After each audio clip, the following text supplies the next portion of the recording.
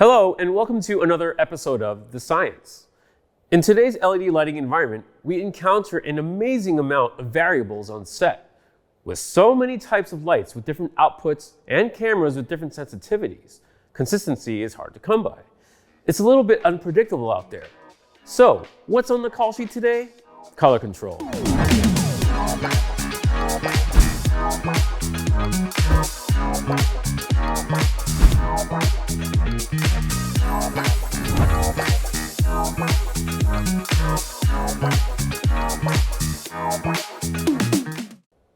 Before we get into color control, I think it's important to discuss some underlying issues. And to do that, we need to start talking about light and what is color.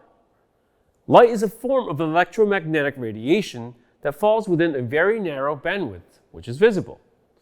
That bandwidth encompasses the tiny portion of wavelengths roughly between 380 nanometers and 780 nanometers. As you can see, different wavelengths produce different colors when perceived with the human eye.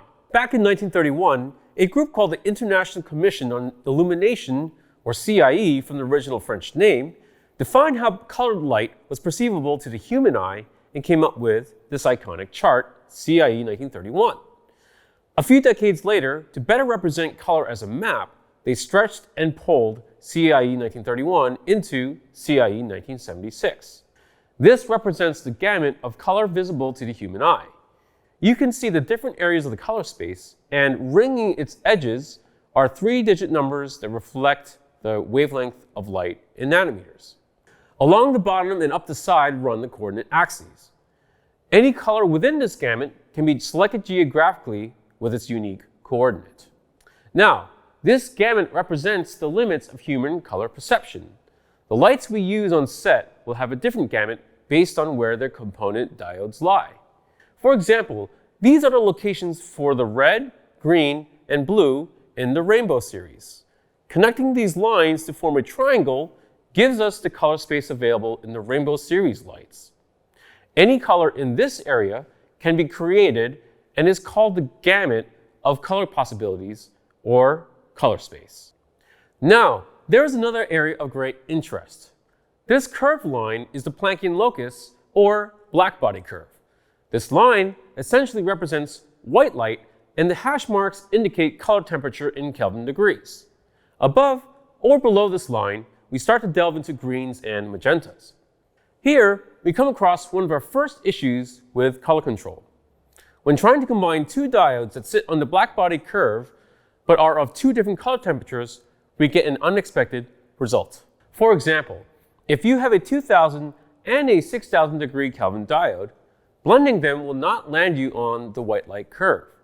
The combinations form a direct line between each point, and you will find yourself off the curve and leading into magenta. This will happen when mixing any two white diodes of different color temperature. The further apart on the curve, the greater the dip into magenta. One solution? RGB diodes. They can adjust the color whichever direction to get the light back onto the white light curve. When programming plus or minus green to compensate, color temperatures inadvertently cool when adding green and warm when adding magenta. Calibrating tint correction without CCT shifts is another way to better control color. Our eyes naturally discern some things better than others. We notice the difference between warmer color temperatures more than cooler. The study of these responses, and indeed any human response to outside stimuli, is called psychophysics. Now, within psychophysics, the concept of trying to find the liminal point, the point where something is noticed, is called just noticeable difference, or J&D for short. Anything lower than that point is subliminal. Employing J&D when adjusting color temperature can also help control your light output in a more intuitive way. Okay, let's take a step back and look at the various spectral fingerprints of different LED lights. Each of these lights is emitting the same color coordinate.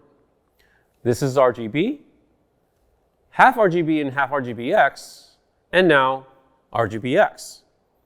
LED volumes usually emit spectrum like the left one, whilst most LED fixtures on set vary widely.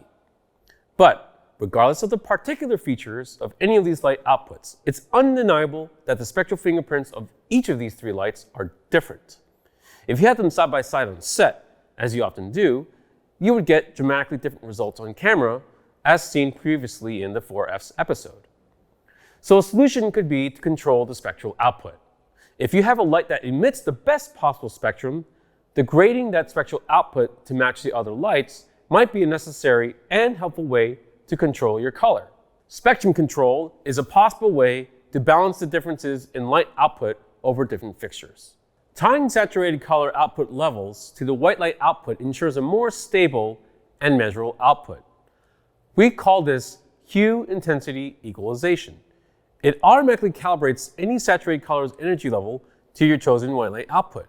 So, to properly set camera exposure for saturated colors, dial in your exposure with your white light and add in any color you want.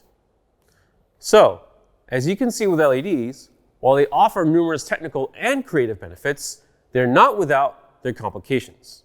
So follow me for a second. Think of light fixtures similar to pizza. Each vendor will give you their own version of tomato sauce and cheese, but they'll all be different. Every light fixture is giving you their own version of light. Depending on the diode's composition, the color gamut, the spectral fingerprint, and the output control, you'll have a widely varying results for ostensibly the same thing. They're all giving you pizza. Having multiple methods to control light output will be invaluable to maintaining predictable and consistent results. So as always, stay safe, and we'll see you at Crafty.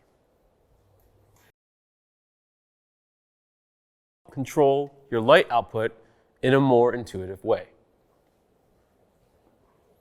I know, Tristan, I still that one part. I saw your head wag so judgmentally. It doesn't distract my performance at all because I'm professional, but God, jeez.